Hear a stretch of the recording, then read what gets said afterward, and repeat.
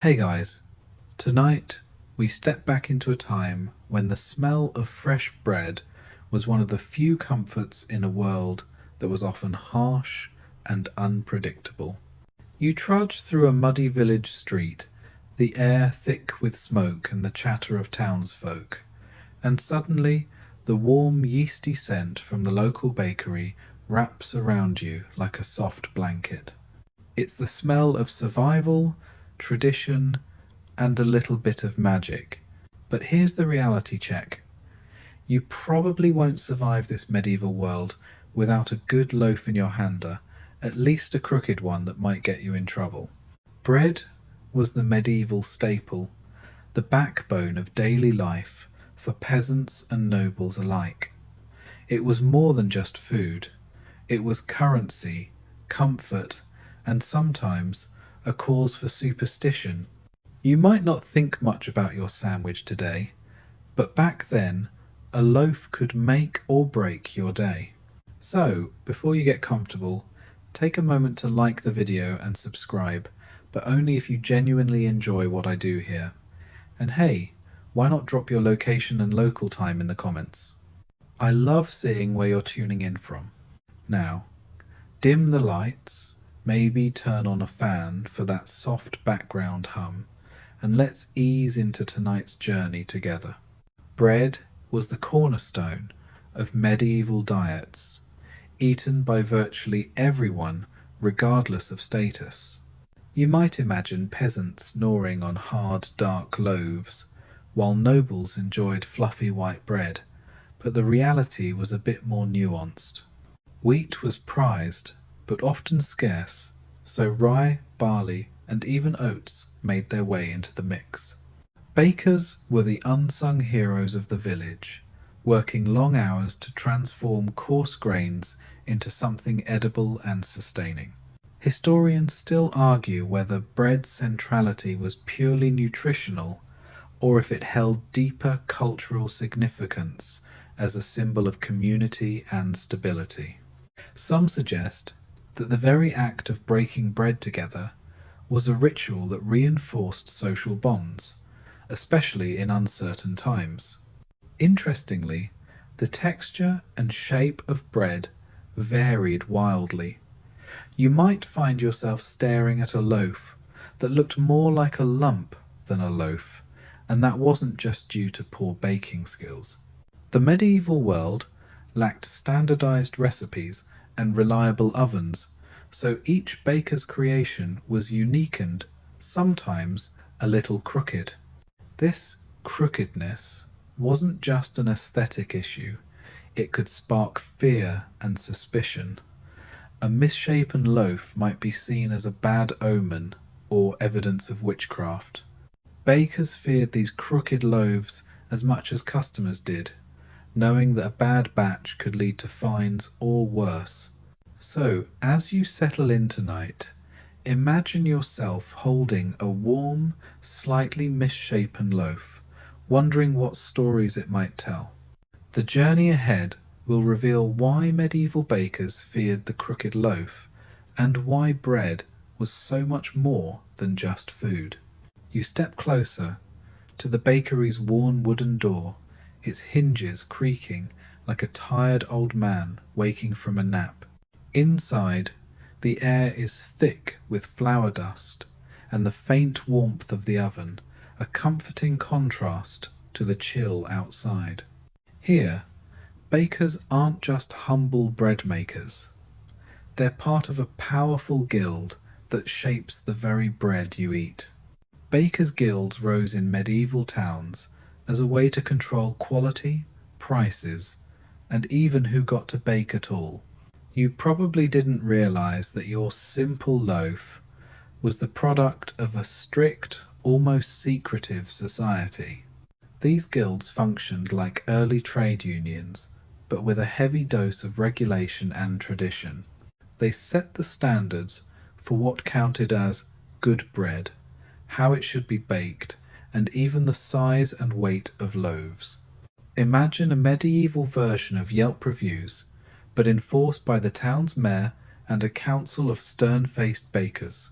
If your bread was too small or oddly shaped, you could face fines or worse, public humiliation.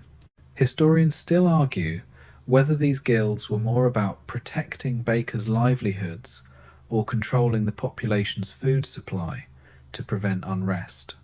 After all, bread was so crucial that any shortage or scandal could spark riots. The guild's power extended beyond baking. They influenced local politics and economics, making bakers surprisingly influential players in town life. Here's a quirky tidbit. Some guilds had rituals that might make you raise an eyebrow.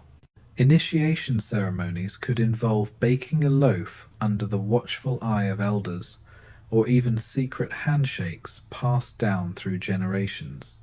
One guild, reportedly, required apprentices to bake a perfect loaf while blindfolded talk about baking under pressure. These traditions were as much about preserving the craft as they were about building trust and camaraderie. You might wonder why crooked loaves were such a big deal for these guilds. Well, a misshapen loaf wasn't just ugly, it was a sign that something had gone wrong. Maybe the baker was careless, or worse, trying to cheat customers by making smaller or misshapen bread to save on ingredients. Guild inspectors roamed the streets, checking loaves and measuring weights, their eyes sharp for any sign of crookedness. The crooked loaf fear was tied to both economics and superstition. A crooked loaf could mean a bad harvest, a sick baker, or even a curse. Bakers themselves dreaded these loaves because they could lose their reputation and livelihood over a single batch. Some even believed that a crooked loaf could anger the gods or bring bad luck to the whole village.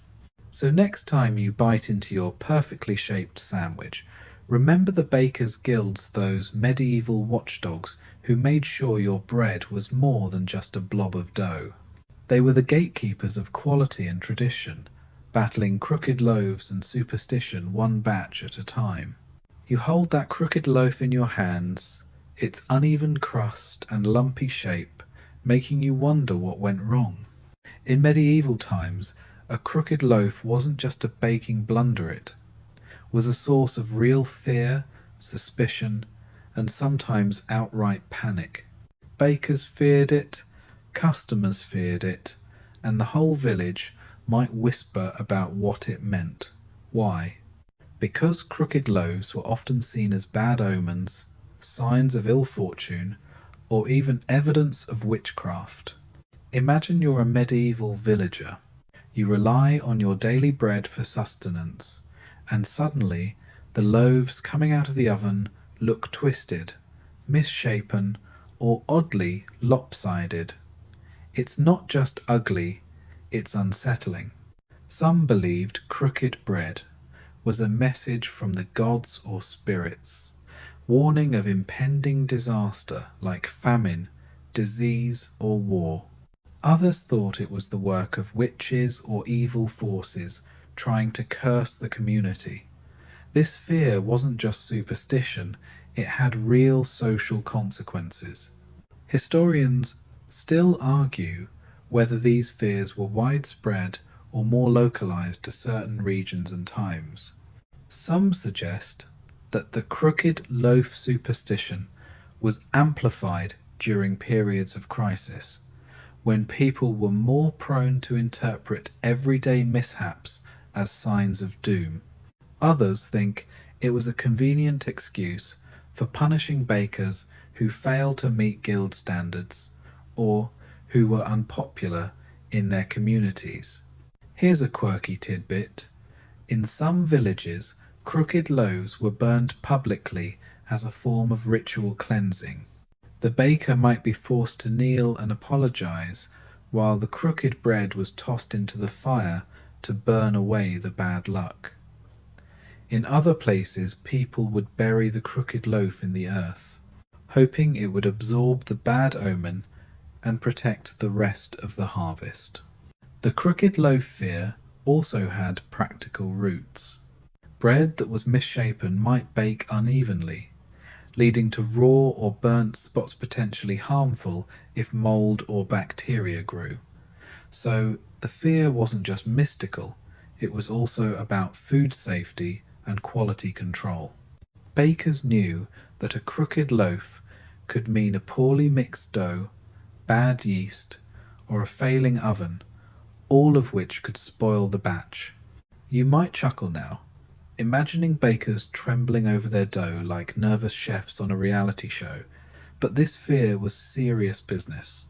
A crooked loaf could damage a baker's reputation, lead to fines from guild inspectors, or even cause customers to avoid their shop altogether. In a world where bread was life, a crooked loaf was a small disaster. So, as you cradle your imperfect loaf tonight, remember that behind its quirky shape lies centuries of fear, superstition, and the very human need to find meaning even in bread. You step outside the bakery, loaf in hand, and glance up at the fields stretching beyond the village golden waves of grain, swaying in the breeze, or sometimes, sadly, a patchy, struggling crop. Grain sourcing was no simple task in medieval times. The quality of your bread depended entirely on the grain you could get, and that was often a gamble. Farmers battled weather, pests, and poor soil, and bakers had to make do with whatever was available, which wasn't always good news for that perfect loaf. Imagine the logistics. Grain had to be harvested by hand, threshed, winnowed, and stored carefully to avoid mold or infestation. Then, it had to be transported often, over rough roads or reversed over the mill, and finally to the baker. Any disruption along the way could mean less grain, lower quality, or even spoiled supplies. This scarcity made grain precious, and bakers had to be thrifty, sometimes mixing in cheaper or less desirable grains like rye or barley to stretch their flour. Historians still argue whether medieval grain shortages were primarily caused by climate fluctuations, warfare, or poor agricultural techniques. The Little Ice Age, for instance, brought cooler temperatures and unpredictable rains that often ruined harvests. Meanwhile, local conflicts or raids could disrupt supply lines, leaving bakers scrambling. Here's a quirky tidbit. Some bakers reportedly resorted to sneaky tricks to make their grain supplies last longer. There are tales of mixing in ground nutshells, dried peas, or even crushed beans to bulk up the dough. Not exactly the gluten-free craze, but it kept the bread coming. Of course, these substitutions sometimes contributed to the dreaded crooked loaf, as the dough behaved unpredictably. Grain quality also varied by region and season. Bakers in northern Europe might rely more on rye, which produced denser bread, while southern bakers favoured wheat for lighter loaves. The choice wasn't just about taste, it was survival. Poor grain could lead to poor bread, which could lead to malnutrition or unrest. You can almost hear the anxious conversations between bakers and farmers, the back and forth negotiations over grain prices and quality. Every sack mattered, every kernel counted, and when grain was scarce, the crooked loaf fears intensified, because a bad batch might mean not just a bad loaf, but a warning of harder times ahead. So, as you nibble on your bread tonight, remember the long journey of that grain from field to oven and the fragile balance medieval bakers maintained to keep their communities fed. You follow the grain's journey a little further, now arriving at the mill, where the real magical chaos of medieval bread making begins. Milling was a tricky business, a blend of muscle, machinery, and a bit of luck. The miller's job was to grind those precious grains into flour, but the process was far from perfect. You can almost hear the groaning of the wooden gears and the splash of water powering the mill wheel, a noisy symphony that shaped every loaf in the village. Medieval mills came in different forms: watermills, windmills, and even hand-powered querns. Watermills were the most efficient, but depended on reliable streams or rivers, which could dry up or flood. Windmills were a bit more unpredictable, reliant on the whims of the weather, while hand querns demanded serious elbow grease and patience. The quality of the flour depended heavily on the mill's condition and the miller's skill. Historians still argue whether medieval mills were primarily community-owned or privately controlled. Some evidence suggests that mills were often monopolies granted by local lords, who charged hefty fees for milling grain. This milling tax could make bread more expensive and sometimes led to resentment or even rebellion. Here's a quirky tidbit. Millers had a bit of a shady reputation in medieval folklore. They were sometimes accused of stealing grain, skimming flour, or sabotaging the process to cheat customers. There are stories of millers hiding small amounts of grain in secret compartments or mixing in sand to bulk up the flour. Not exactly the trust you want when your daily bread depends on them. The milling process itself was imperfect. Flour often contained bits of bran, husks, or even tiny stones, which could affect the dough's texture and baking behavior. This inconsistency contributed to the dreaded crooked loaf, as uneven flour quality made it harder to predict how the dough would rise and bake. You might imagine the miller as a mysterious figure, grinding away in a dark, noisy building, wielding power over the village's food supply. His work was essential, but fraught with challenges and suspicions. The mill was a bottleneck in the bread-making chain, and any hiccup here rippled all the way to the baker's oven. So, as you savour your bread tonight, think about the miller's grind, the literal and figurative weight of turning grain into flour, and how those imperfect grains shaped the loaves of medieval life. You watch as the baker mixes flour and water, the dough slowly coming together under skilled hands that have needed countless batches before. Yeast, that invisible magic, is the secret ingredient that breathes life into the loaf, but medieval bakers didn't have packets of commercial yeast sitting on their shelves. Instead, they relied on natural fermentation, coaxing wild yeasts and bacteria to work their slow, mysterious alchemy. In medieval times, yeast was often captured from the air or recycled from previous batches of dough or beer brewing. Bakers kept mother dough starters, a bit like sourdough today, which they nurtured and fed to maintain a living culture. This process was unpredictable, with fermentation times varying wildly depending on temperature, humidity, and the health of the starter. You can almost feel the tension as bakers waited anxiously, hoping their dough would rise just right. Historians still argue whether medieval bakers fully understood the science behind fermentation, or if it was all guesswork passed down through trial and error.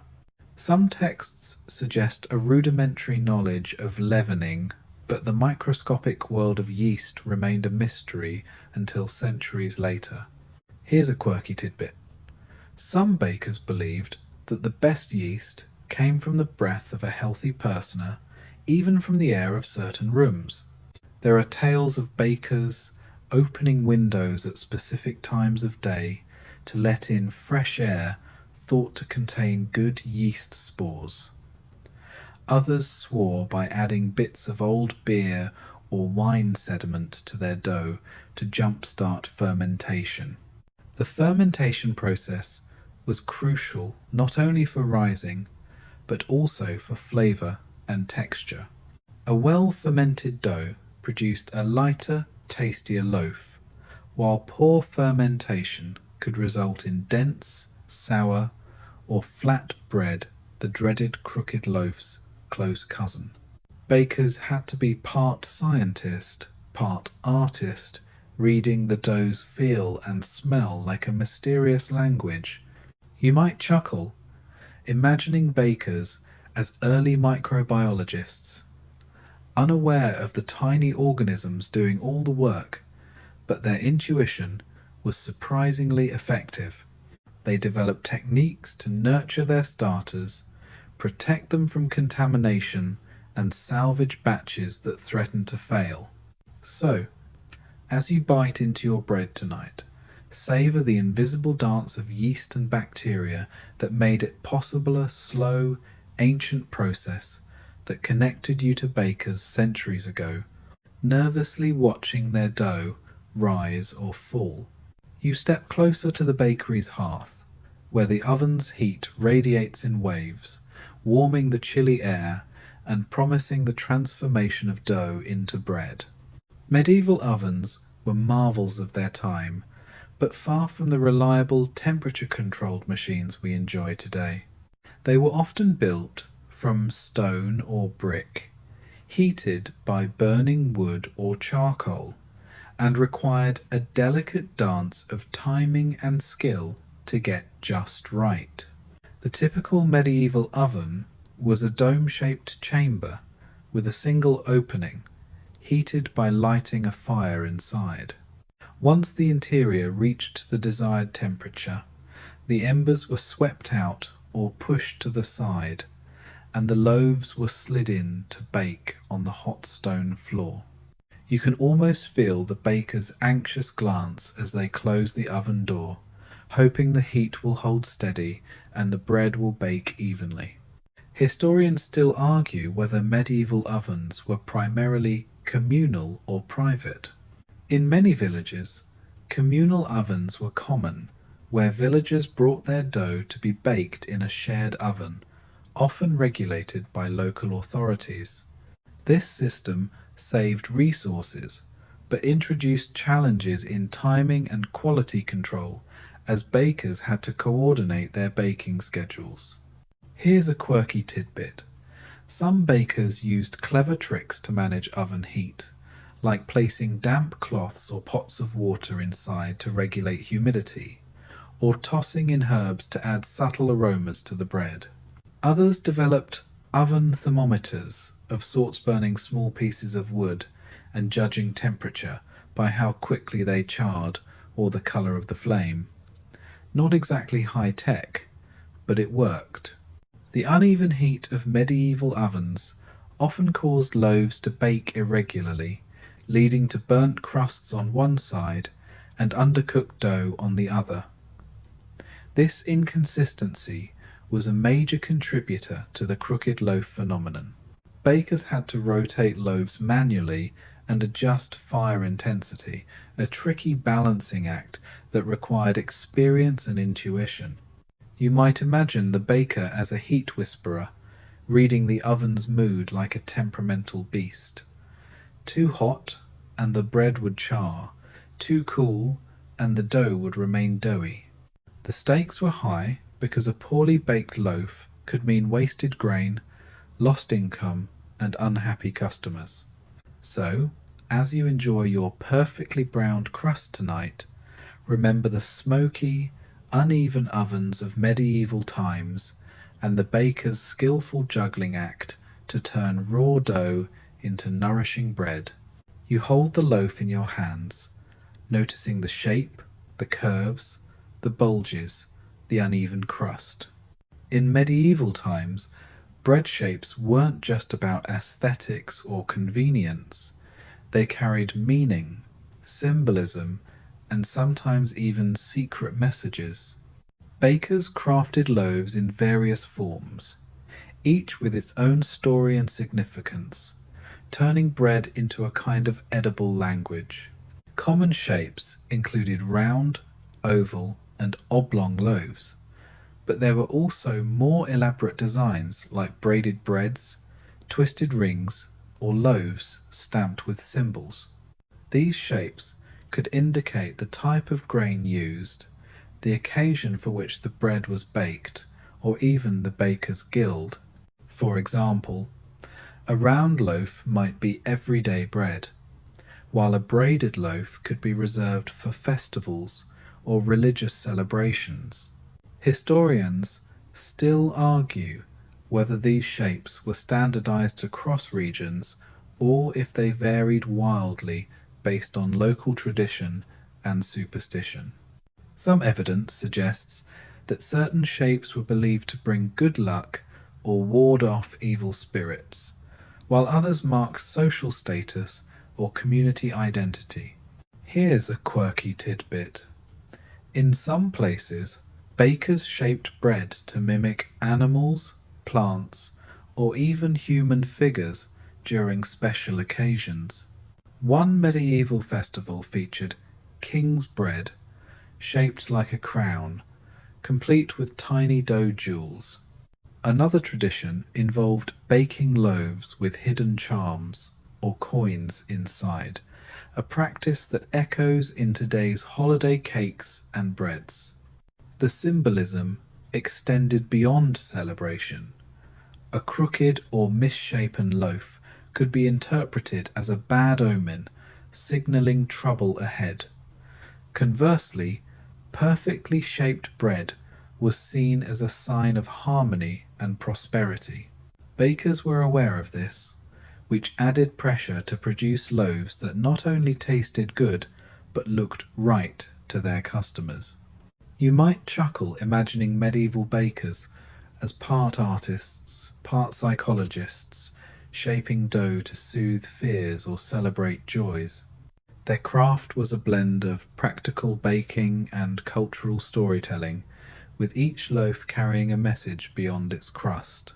So, as you admire your bread's shape tonight, remember that in medieval times, every curve and twist might have spoken volumes about faith, fortune, and the human need to find meaning in the everyday. You step into a quiet medieval chapel, the scent of burning candles and old wood mingling with the faint aroma of freshly baked bread brought as an offering. Bread wasn't just sustenance in medieval times, it was a sacred symbol woven deeply into religious rituals and beliefs. The Church's influence stretched into every corner of life, and bread played a starring role in its ceremonies. The most famous example is, of course, the Eucharist, where bread represents the body of Christ. This ritual elevated bread from mere food to a holy object, worthy of reverence and careful handling. Bakers supplying bread for church use had to meet strict standards, as any flaws could be seen as disrespectful or even blasphemous. The bread used for communion was typically unleavened, symbolizing purity and sacrifice. Historians still argue whether the Church's emphasis on bread influenced everyday baking practices or if it was more symbolic and confined to religious contexts. Some scholars suggest that the Church's control over bread production and distribution helped reinforce its power in medieval society. Here's a quirky tidbit. Some monasteries developed their own unique bread recipes, often incorporating herbs and spices believed to have spiritual or healing properties. Monks might bake bread as an act of devotion, and some recipes were guarded secrets passed down through generations. There were even tales of miracle breads that supposedly never spoiled or cured ailments. Bread also featured in various religious festivals and fasts. During Lent, for example, Christians abstained from rich foods and ate simpler breads, sometimes made from coarser grains. Special breads were baked for saints' feast days, often shaped with crosses or other religious symbols. You might picture medieval bakers working quietly in monastery kitchens, their hands shaping dough as a form of prayer. The connection between bread and faith was tangible, a daily reminder of divine presence in the mundane. So, as you savour your bread tonight, think about its sacred history, a humble loaf that once carried the weight of belief, ritual, and hope in medieval hearts. You glance around the bustling medieval market square, where the smell of fresh bread mingles with the chatter of peasants, merchants, and nobles alike. Bread was the great social equalizer, but also a marker of class and status. The type of bread you ate said a lot about who you were, where you stood in society, and even how much power you wielded.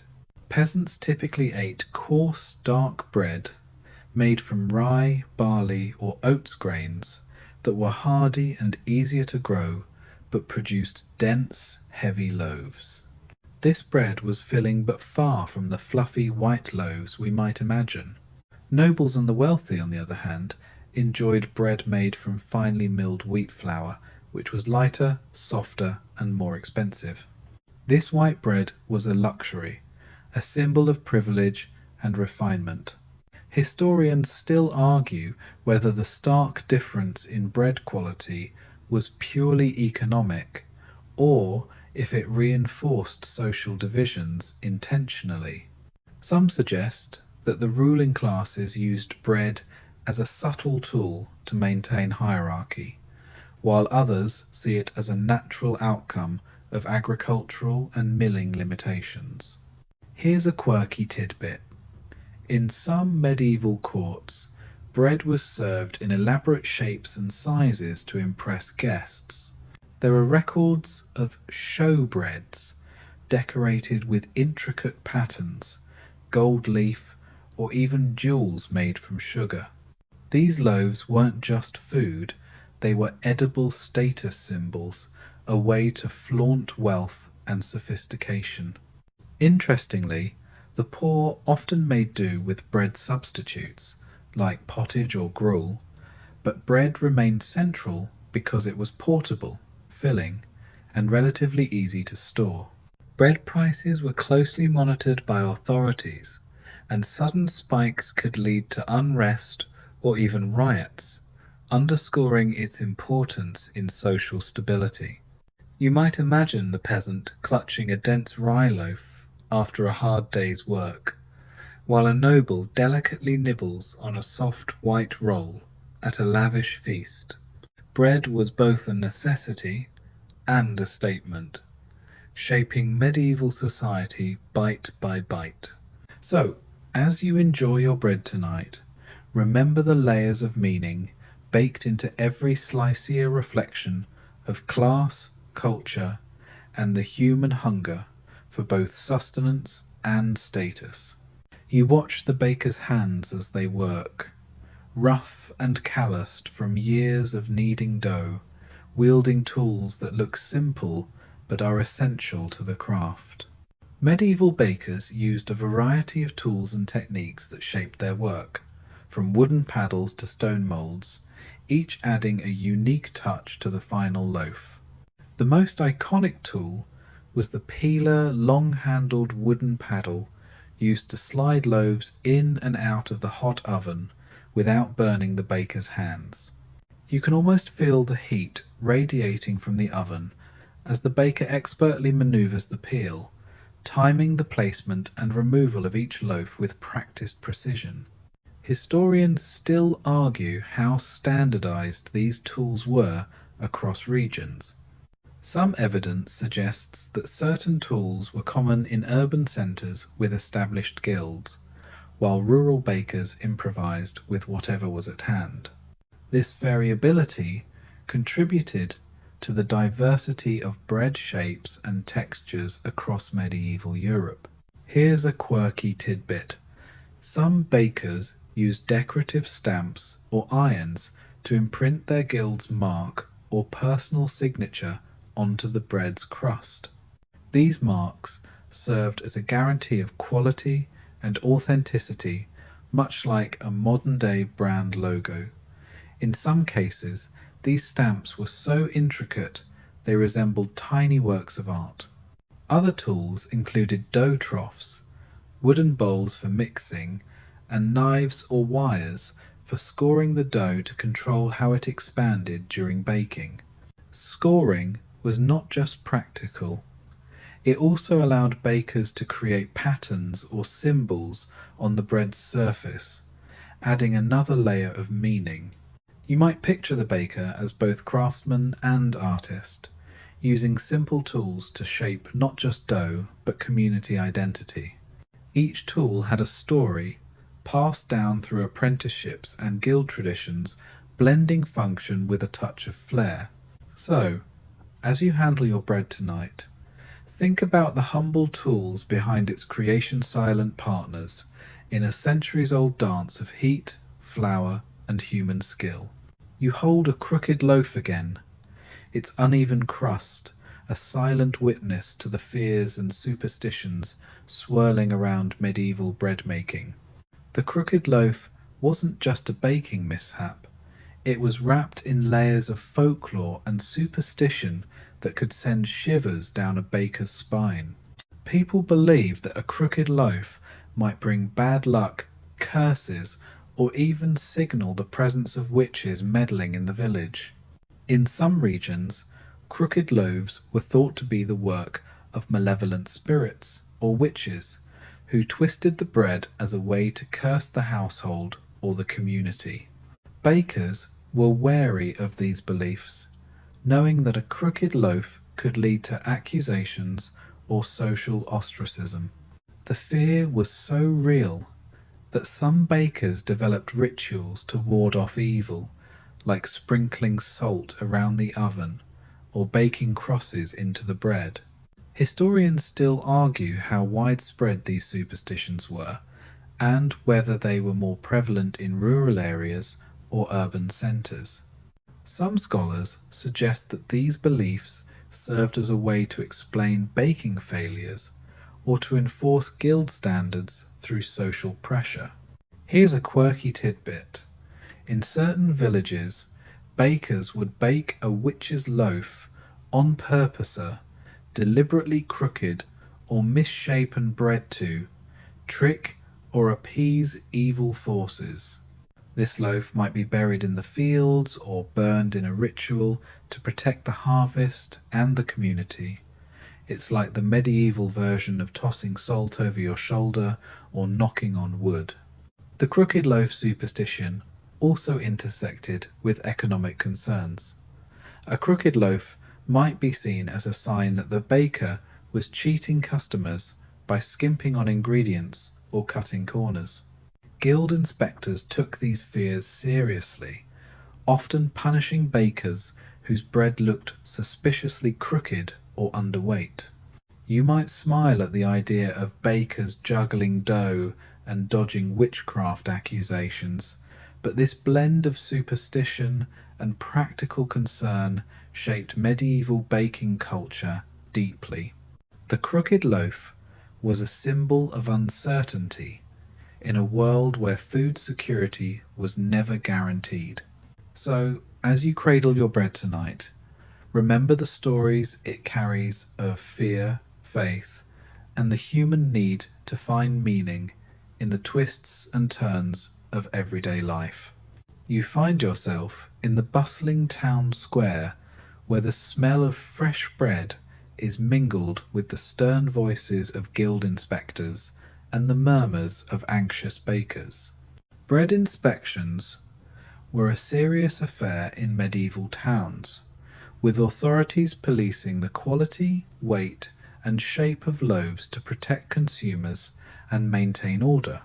A crooked loaf wasn't just a bad bake, it could be evidence of fraud or negligence, and bakers faced harsh punishments if their bread failed inspection. Inspectors, often appointed by the guild or local government, carried scales and measuring sticks to check that loaves met the required standards. If a loaf was underweight, misshapen, or otherwise suspicious, the baker could be fined, publicly shamed, or even have their baking license revoked. In some cases, repeat offenders faced corporal punishment or imprisonmenta, tough price to pay for a crooked loaf. Historians still argue how rigorously these inspections were enforced, and whether they were more about consumer protection or controlling the baker's monopoly. Some records show that inspections varied widely between towns, with some places having strict regulations and others taking a more relaxed approach. Here's a quirky tidbit. In some towns, inspectors used a bread gauge, a wooden frame with slots of specific sizes to quickly check loaf dimensions. Bakers dreaded the arrival of inspectors, sometimes hiding crooked loaves or baking extra perfect ones to pass the test. There are even stories of bakers bribing inspectors or staging elaborate distractions to avoid penalties. The fear of punishment, added to the pressure bakers felt to produce consistently good bread. A crooked loaf wasn't just a culinary failure, it was a threat to their livelihood and reputation. Guilds held their members to high standards, and public trust was paramount in a world where bread was life. You might picture the tense scene as inspectors paced through the bakery, scrutinizing each loaf with hawk-like eyes, while bakers wiped sweat from their brows, hoping their work would pass muster. The crooked loaf was the ultimate test stand sometimes, the ultimate downfall. So, as you enjoy your bread tonight, remember the invisible watchdogs who kept medieval bakers on their toes, ensuring that each loaf was more than just food. It was a promise. You wander through the lively medieval marketplace, where bread stalls compete for attention alongside fresh produce, meats and spices. Bread wasn't just a daily necessity, it was a cornerstone of the medieval economy, influencing trade, prices, and even political stability. The economics of bread were complex, with bakers, millers, farmers, and merchants all playing their part in a delicate balance. Grain prices fluctuated with the seasons, harvest yields, and broader economic conditions. A poor harvest could send prices soaring, making bread expensive and scarce. This scarcity often led to unrest, as hungry crowds demanded affordable food. Authorities kept a close eye on bread prices, sometimes imposing price controls or rationing to prevent riots.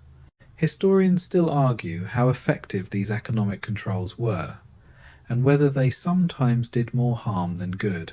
Some suggest that price caps discouraged farmers and bakers from producing enough, while others believe they were necessary to protect the poor. Here's a quirky tidbit. In some towns, bread was used as a form of currency or barter. Bakers might trade loaves for goods or services, and in times of crisis, bread rations were distributed by local lords or the church to keep the peace.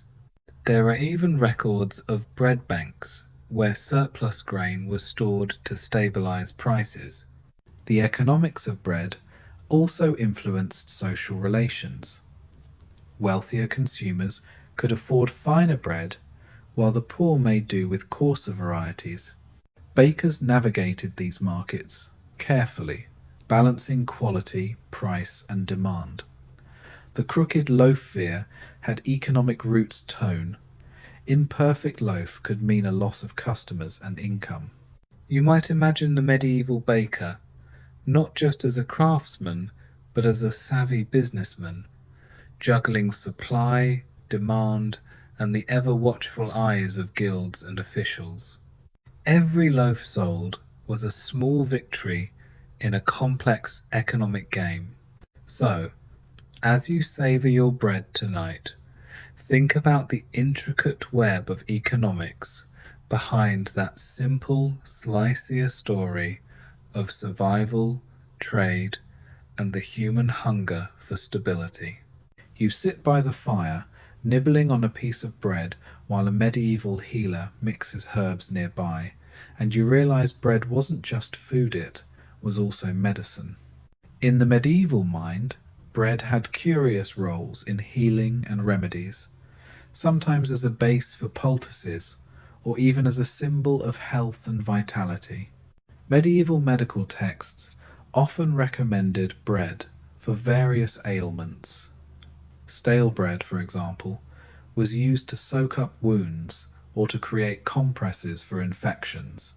Some believed that eating certain types of bread, like those made with herbs or honey, could boost immunity or soothe digestive troubles. Bread was a versatile tool in the healer's kit, bridging nutrition and therapy. Historians still argue how effective these bread-based remedies truly were, or if they were more symbolic gestures rooted in tradition. Some suggest that the nutritional value of bread itself helped recovery, while others see these practices as early attempts at holistic healing. Here's a quirky tidbit. In some regions, bread charms were baked into low-decimal pieces of paper or cloth inscribed with prayers or healing words. Eating or carrying these charms was thought to ward off illness or evil spirits. Imagine biting into your sandwich and finding a tiny medieval fortune cookie. Bread also played a role in rituals for the sick. Monks might bake special healing bread, blessed by priests, and distributed to the ill. This bread was believed to carry divine power, making it as much spiritual medicine as physical. You might smile thinking of medieval bakers and healers working side by side, their crafts intertwined in a world where food and faith often blended. The crooked loaf, feared for its bad omens, might ironically have been avoided not just for looks, but for health reasons too. After all, a poorly baked loaf could harbour mould or bacteria. So, as you enjoy your bread tonight, remember its quiet role in medieval medicinia, humble healer's companion, in a time when every crumb counted. You notice the rhythm of village life shifting with the seasons, the planting, the harvest, the long cold winter sand. Realize that baking was deeply tied to these natural cycles. Seasonal baking rhythms dictated when grain was available, when ovens were fired up, and when special breads were made for festivals or preservation. Medieval bakers had to be attuned to the calendar as much as to their ovens. Grain harvesting was a once-a-year event, usually in late summer or early autumn, so fresh flour was most abundant then. During the leaner months, bakers relied on stored grain and coarser flours, which affected the bread's quality and shape. Winter baking was often limited by fuel availability, as wood was precious and sometimes rationed. Historians still argue how much these seasonal constraints shaped medieval diets and social customs. Some suggest that seasonal scarcity led to innovations in preservation and alternative foods, while others see it as a driver of social inequality, with the poor suffering most during lean times. Here's a quirky tidbit. In some regions, bakers baked large store loaves. During harvest time massive, dense breads meant to last for weeks or months. These loaves were often so hard they doubled as doorstops or even weapons in a pinch. Imagine a loaf that outlasted the winter chill and the occasional bandit raid. Seasonal festivals also influenced baking. Special breads appeared during Christmas, Easter, and harvest festivals, often enriched with spices, dried fruits, or honey. These festive loaves broke the monotony of daily bread and reinforced community bonds through shared celebration. You might picture the baker's year as a cycle of feast and famine, of long days preparing for the harvest and lean periods of careful rationing. The crooked loaf fears would flare during these times, as any imperfection hinted at scarcity or misfortune. So, as you enjoy your bread tonight, think about the seasons baked into its crust, the cycles of nature and human toil that shaped medieval life bite by bite. You step into a warm, bustling kitchen where the air is thick with flour dust and the hum of conversation. Women, often the unsung heroes of medieval baking, played a crucial role in the bread-making process. While guilds and official baking might have been dominated by men, women's hands shaped much of the daily bread consumed in homes and smaller communities.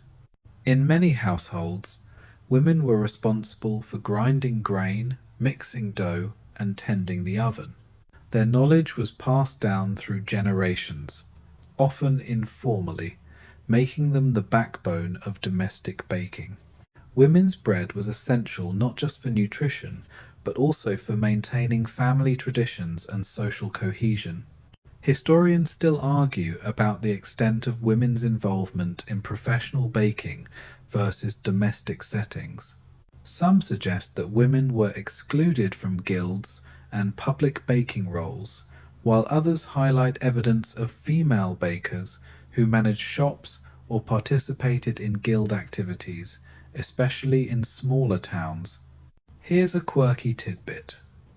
In some regions, women baked special wife's bread or mother's loaf, recipes unique to their families and believed to carry protective or nurturing qualities.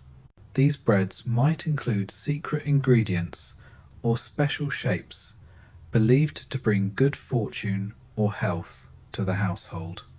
Women also played a key role in seasonal and festival baking, preparing breads for religious holidays, weddings, and community feasts. Their baking was intertwined with rituals and celebrations, reinforcing their vital place in medieval society. You might imagine the kitchen as a lively hub where women's skills, stories, and recipes blended, creating more than just bread, but a sense of home and continuity. Despite the official guild structures, women's contributions were the yeast that kept medieval baking alive. So, as you savour your bread tonight, remember the many women whose hands shaped history-quiet bakers who needed tradition and survival into every loaf. You find yourself amid the vibrant chaos of a medieval festival where music, laughter, and the smell of roasting meats mingle with the ever-present aroma of fresh bread. Bread wasn't just a daily staple. It played a starring role in celebrations, fairs, and communal gatherings, adding flavour and symbolism to the festivities. During festivals, bakers often crafted special bread larger, sweeter, or more elaborately shaped than everyday loaves. These festive breads might be braided, studded with dried fruits, or spiced with cinnamon and cloves, turning humble ingredients into treats that marked the occasion. Sharing bread during these events reinforced community bonds and expressed joy and gratitude. Historians still argue how much these festival breads influenced everyday baking traditions, or if they remained distinct treats reserved for special times. Some evidence suggests that festival breads served as a way to redistribute wealth, with wealthier patrons sponsoring large batches for the poor. Here's a quirky tidbit. At some fairs, bakers held competitions for the most beautiful or unusual bread shapes, turning baking into a form of entertainment and pride. One festival featured a giant loaf shaped like a dragon, while another boasted bread crowns for the festival king and queen. These playful creations brought smiles and a touch of whimsy to medieval life. Bread also featured in rituals during festivals, such as blessing the first harvest or honouring saints. Special breads were sometimes broken over the heads of children or tossed into the crowd as tokens of good luck. The crooked loaf fears took a back seat during these times, replaced by celebration and abundance. You might picture the baker as both artisan and performer, crafting loaves that delighted the eye and the palate, adding magic to the mundane. Festivals were a time when bread transcended survival, becoming a symbol of community spirit and hope. So, as you enjoy your bread tonight, imagine the laughter and music of medieval festivals, where every bite was a celebration of life's simple pleasures. You clutch your crooked loaf, feeling its uneven weight and rough crust, and wonder why such a simple imperfection could stir so much dread. In medieval times, the crooked loaf was often seen as a bad omener, warning that disaster loomed on the horizon. Stories spread like wildfire, linking these misshapen breads to impending famine, disease, or even the wrath of the gods. Villagers whispered that a crooked loaf, baked on the eve of a storm, foretold a harsh winter or a poor harvest. Some believed that crooked bread was a sign of divine displeasure, a message that the community needed to repent or face punishment. This fear was so ingrained that a single crooked loaf could spark anxiety and superstition throughout a whole village.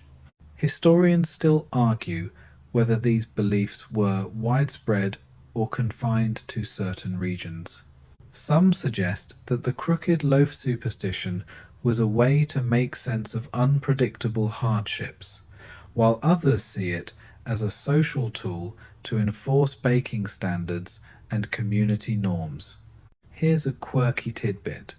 In some traditions, villagers would bury a crooked loaf at the crossroads or toss it into a river to send away the bad luck. Others performed rituals involving fire or water to cleanse the community of the omen's power. These practices were a mix of folk magic and communal coping mechanisms. The crooked loaf, as a bad omen, also intersected with political and social tensions. During times of unrest, crooked loaves were sometimes blamed on saboteurs or enemies trying to destabilize the village. Bakers could become scapegoats, accused of witchcraft or treason simply for producing imperfect bread. You might smile at the idea of a loaf holding such power, but in a world where survival was precarious, every sign mattered. The crooked loaf was more than food, it was a symbol of uncertainty, fear, and the human need to find meaning in the everyday. So, as you hold your bread tonight, remember the weight of those old fears and the strange ways people sought comfort in the shape of a loaf. You close your eyes and imagine the medieval baker's world, the heat of the oven, the smell of fresh dough, the pressure of guild inspections, and the ever-present fear of the crooked loaf. Baking was more than a trade. It was a delicate balance of art, science, superstition, and survival. Each loaf carried the hopes and fears of a community, baked into its very crust. Today, as we slice into our perfectly shaped, fluffy bread, it's easy to forget the centuries of toil and tradition behind it. The crooked loaf reminds us that even the simplest things can hold deep meaning, and that food is never just food. It's culture, history, and connection. So, next time you enjoy a slice of bread, think of the medieval bakers who faced down superstition, scarcity, and strict guild rules to bring nourishment to their tables.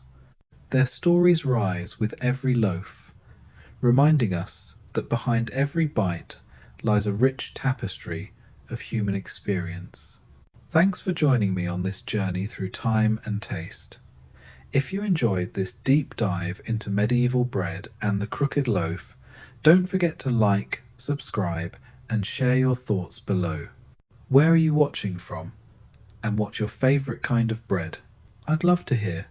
Until next time, keep your ovens warm and your loaves straighter, at least delicious.